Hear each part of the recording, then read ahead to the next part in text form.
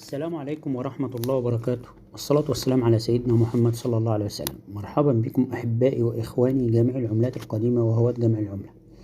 معاكم عبد الفتاح ملين، قناة العملات القديمة والنادرة. وقبل ما نبدأ الفيديو برجاء دعمكم وتفعيل زر الجرس لكي يصلكم مني كل جديد.